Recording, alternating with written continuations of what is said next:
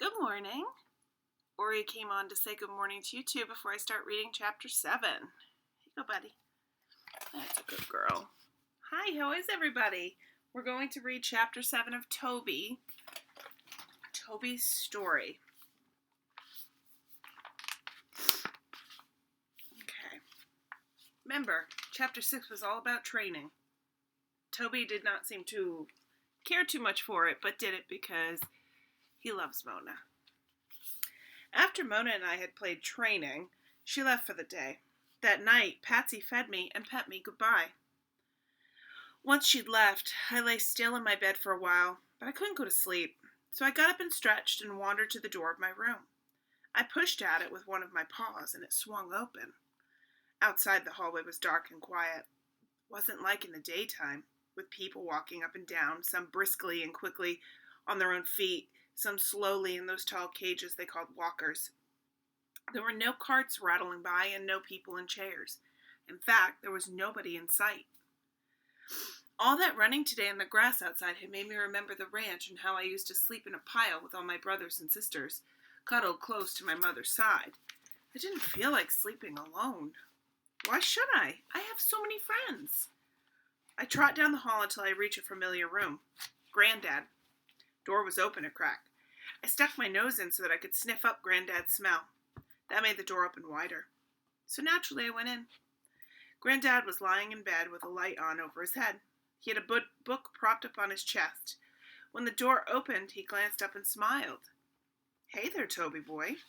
I wagged to hear my name and the affection in his voice. I knew I was welcome. So I hopped up on the end of the bed, turned in a circle a few times, flopped down next to his feet, and sighed with contentment. "You telling me it's time to turn out the light?" Granddad said. He put the book on a bedside table and reached up to touch the lamp next to him. The light vanished. He shifted and settled in the bed, and I waited until he was lying still. Then I wiggled closer, so that his feet would keep me warm. It felt better to sleep like this than all alone in my bed. Did that mean I belonged to Granddad now?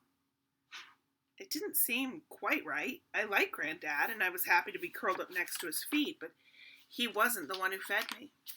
Mona and sometimes Patsy did that, and they both pet me and praised me, and Mona took me outside to the lawn to do the training game. But then they left. That happened every day. They left, and I stayed. Tyler did the same thing. He played with me, and then he left. Granddad didn't leave. He stayed. And there was Eddie, of course. He fed me bacon. My tail twitched a little at the thought, but it didn't seem likely that I belonged to Eddie. I didn't even see him every day, although I was happy whenever I did. I liked my new home. I really did, especially now that my feet felt better and I could run all I liked. But it was confusing. There were so many people here. Mona and Patsy, Granddad and Tyler, Eddie and Fran. Which one did I belong to? I fell asleep wondering. In the morning, Granddad stirred and I wiggled up to look his face. Someone knocked on the door. "Come in," Granddad called sleepily, pushing me back with one hand, patting me with the same time. "Excuse me, have you seen—" "Toby! Here you are!" Mona came in. "I am so sorry. Did he bother you?" No, don't be sorry. I enjoyed the company." Mona scooped me up. "Toby, I'm taking you out, and then we're going to work on something new." Mona took me outside to squat. Then she brought me back inside and filled up my bowl. Once I'd eaten, she clipped a leash on my collar. "Come on, new lesson." She took me into a room I hadn't been in before. There was a bed in it and someone lying in the bed. I perked up as I sniffed, smelling a person. Patsy! "Okay, Toby, get on up. We know you can do it." She patted the bed and I jumped up beside Patsy. "Down, Toby." She took a treat out of her pocket. "We were doing training?" That was very strange. Why were we training on a bed? But that treat smelled interesting, so I did it. I lay down. "Good boy." She gave me the treat. "Excellent." "Good. Now try lie still." Patsy. I'd been so busy with the treat that I hadn't greeted her properly. I jumped up and threw myself across her body to get to her face. I licked her cheeks and her chin and her neck to show her how much I liked her. She pushed me back with one hand. "No, Toby, no," she said sternly. I sat down in astonishment. No? Why was she saying no? I was beginning to learn that word along with the other ones Mona used in training, and I did not like it. It was even worse than stay. Why would anyone say no to licking? A striped blanket was covering Patsy's legs and feet. I pounced on it and grabbed it with my teeth, giving it a good shake. Once Patsy saw that I was ready to play, she wouldn't say no anymore. We'd have fun. "Toby, no," Mona said. I paused with the blanket still gripping between my teeth. Both of them saying no? What is going on here? "Toby, lie still," Mona said, reaching out for me. I dropped the blanket, jumped away from her hands, and leapt off the bed. If Patsy didn't want to play with the blanket, I'd find something else. I tore off toward the small room with my bed. Beside the bed was a basket of balls and toys, good for chewing and chasing. I grabbed a rubber ring, trotted back to the room where I'd left Mona and Patsy. "Now we can play." I showed Patsy the toy. She sighed. "Oh, boy, this really isn't working out." I dropped the ring on the blanket next to Patsy, but for some strange reason, she did not want to play with it. She just lay there. Was there something wrong with her? Had she been chewing on her feet? "What's this?" asked a new voice from the doorway. We all looked that way. Fran was standing there, frowning again. "Training," Patsy said, sitting up. I picked up the chew toy and offered it to Patsy again. Surely she'd figure it out this time. Fran shook her head. "You can't train a beagle not to be a beagle." It was not actually that much fun on the bed since Patsy kept ignoring the toy. I jumped off. Mona tried to grab me, but I dodged her hands and ran past Fran's feet. Then Mona and I had a great game of chase up and down the hallway. I loved playing with Mona, but Mona wasn't there all the time. Patsy was usually around in the day, but often she sat in a chair at a desk and tapped away on a plastic keyboard that did not even smell interesting. When she did that, she shooed me away. "Not now, Toby, I'm working." I soon came to understand that working meant no fun. Luckily, there were other people to see. I visited Granddad a lot, and sometimes Tyler was there too. As I trotted up and down the halls, I got to know others. There was one big room with several windows where there were soft couches and comfy chairs that got a lot of sunlight. That was a good room to visit. People were usually sitting on the couches, watching a black plastic box that blared out sound and showed moving pictures. I sniffed at it a time or two, but the pictures did not smell, so I knew they weren't real. Frankly, I did not understand why people liked to look at that thing so much when they could be chasing a ball, or chewing a stick, or petting a dog. But people are funny like that. When I trot into the room, there was always someone who would pet me or invite me to sit on the couch beside him or her. Some of my friends started keeping treats in their pocket for me, which of course made me even more interested in saying hello. One woman was almost always there, in a particular corner of the couch, and she didn't say much to anyone.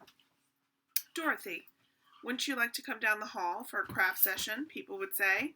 "Dorothy, isn't it time for your physical therapy? Dorothy, what if I take you outside in your wheelchair?" That's how I figured out her name was Dorothy. People used her name just like Mona used my name with me when we're doing training. I wonder if those people were trying to train Dorothy. She didn't look as if she enjoyed it much more than I did. They probably need to feed her better treats. Dorothy didn't usually answer the people. She didn't talk very much, but she would say my name when I came and reach down to rub behind my ears. Her fingers were not strong, but they were gentle, and they just knew the right spots. I'd sit down beside her and lean my head on her hand. One day, Dorothy showed me something in her hand. A ball. A small rubber ball. My tail began to swing back and forth. Balls were for chasing. "You like that, don't you, little Toby?" Dorothy said quietly. "All right, then." She threw the ball for me. It didn't go far. It hit a wall and rolled a little distance and then bounced weakly off a chair with wheels. "Oh my," said the person in the chair. I chased the ball down, but it was so close by that I actually ran too far and had to skid to a stop, turn around and grab it in my mouth. Triumphantly, I brought it back to Dorothy. Dorothy threw it a few more times. It wasn't like chasing a ball with Mona. Mona could throw a ball so that it went nearly all the way across the lawn. When Dorothy did the throwing, the ball only went a short distance.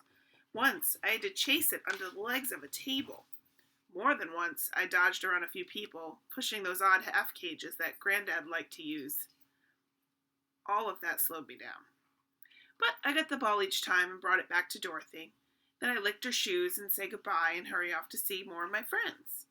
Patsy was standing in the door of the room when I went back in the hall. Well, look at that, she murmured to herself. She was smiling. After that, Dorothy usually had the little ball with her when I came to visit. She got better and better at throwing it, too. It was more fun to chase it when she could put more power behind the throw. Still bounced off chairs and walls and zigzagged under tables, though. More than once I had to burrow under a couch to get it and return it to Dorothy's hand. I always found it. That ball could not escape me. A few weeks after I'd gotten first to know Dorothy, she surprised me. When I came to visit her, she was not in her usual corner of the couch. Instead, she was on a chair with wheels. Patsy happened to come in the room. Hi, Dorothy. Do you want to throw the ball for Toby today? I know he looks forward to it. Outside, Dorothy said briefly. I want to throw the ball outside, in the grass where he can run. I could see surprise in Patsy's face and the way her body stiffened just for a moment, and then she smiled. What a superb idea. Toby will love that. Come, Toby. Mona had taught me to come. I know what it meant. I was supposed to stick close to the person who said it, and there would be a reward. So I stayed right at Patsy's heels as she pushed Dorothy in the rolling chair.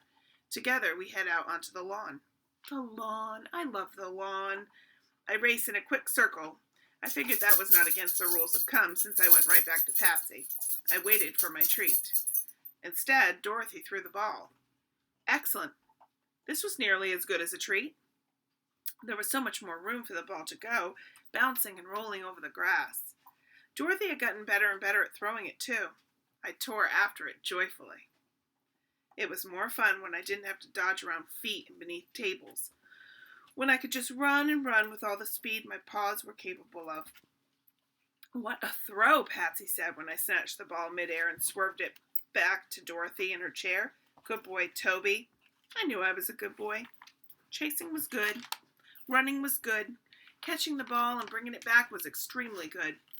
I dropped the ball at Dorothy's feet, wagging so hard that my whole rump wiggled. Dorothy leaned down to pick up the ball and threw it again.